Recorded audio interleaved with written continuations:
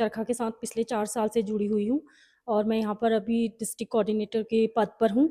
जैसे कि अभी जैस्मिन जी ने बताया कि नाटक, पपेट ये अलग-अलग माध्यम है लड़कियों की आवाज़ को उठाने का। तो अभी लास्ट टाइम हम 2023 में पपेट की ट्रेनिंग वर्कशॉप दी थी इसी यहीं पर लड़कियों को। तो उसके लिए लड़कियों ने कहानियाँ लिखी, अपने-अपने नए-नए मुद्दों पे स्टोरी करी।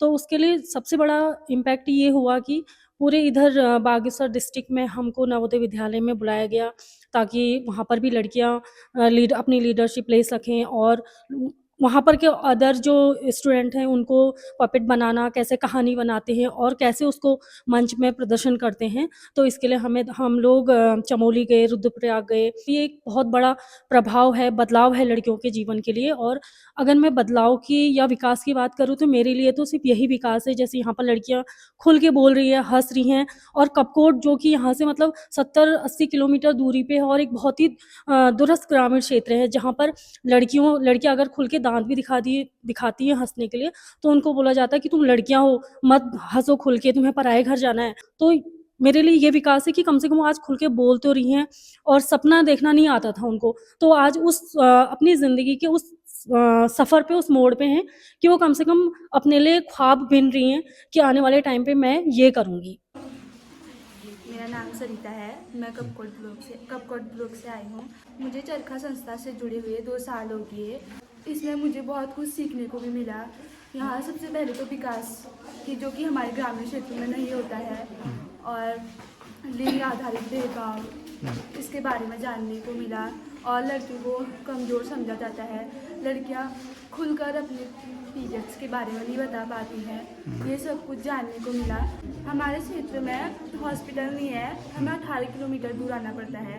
अगर कोई प्रेग्नेंट लेडी होगी तो उसे अगर बहुत दर्द हो रहा है तो एक तो बहुत दूर घर होते हैं हमारे वहाँ रोड में भी। नमस्कार, मेरा नाम अंजलि कपटोला है। मैं गरुड़ ब्लॉक की, मेरा ग्राम गलई है। अच्छा, और कितना समय हो गया आपको चरखा से जुड़े हुए? चरखा से जुड़े हुए मुझे 10 से 11 महीने हो गए हैं। तो क्या मुख्य चीज़ें सीखी आपने, कैसा लगा?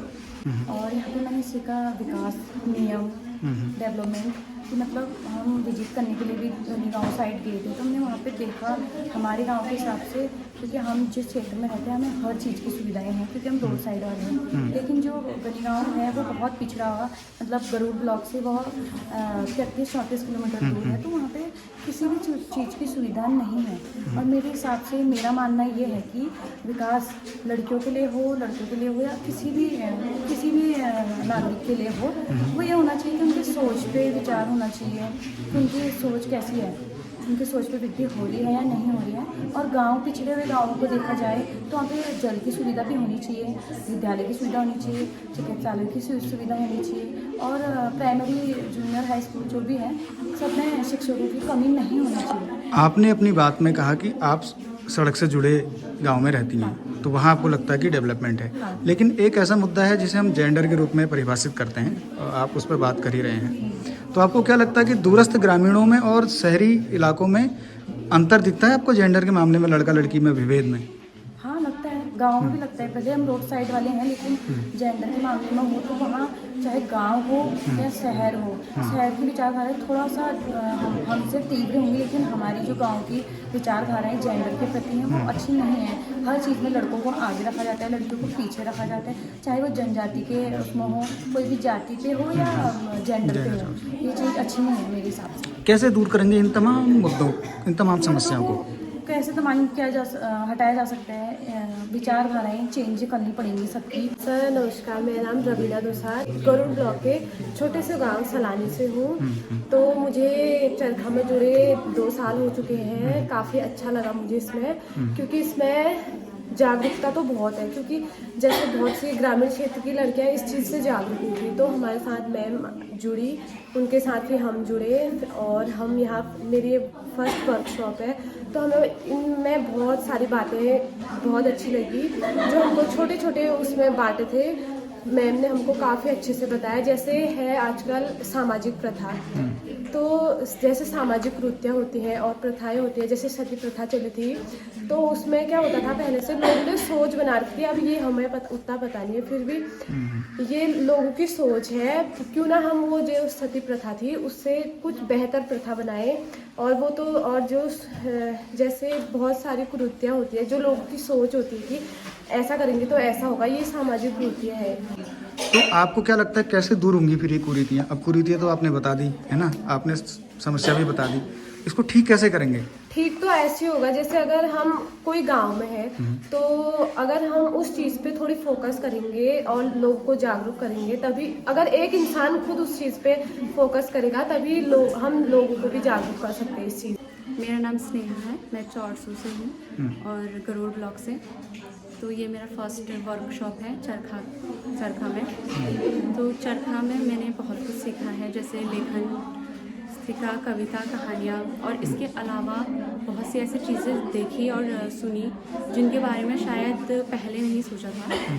और इसमें यहाँ मैंने फील्ड विज़िट भी की, जिसमें विकास, जिसकी हम बात करते हैं विकास, बहुत सारी जगह ऐसी है जहाँ विकास नहीं हो पाता है।